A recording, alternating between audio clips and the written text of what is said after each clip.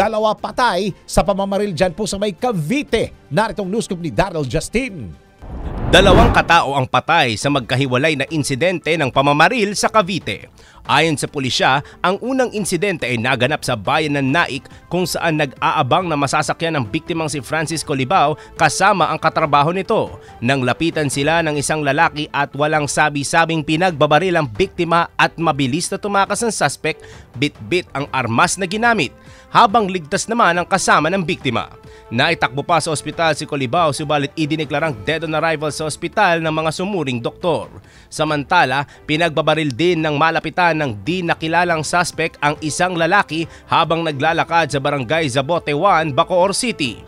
Dead on the spot ang biktima na kinilala si alias Bornok. Ayon sa pulisya, naglalakad ang biktima sa Campupot Street, barangay Zabote 1 nang harangin ng suspect at pagbabarilin ng ilang beses. Patuloy naman ang investigasyon at backtracking ng mga pulis sa insidente para sa pagkakakilanlan ng mga suspect at motibo sa pamamaril.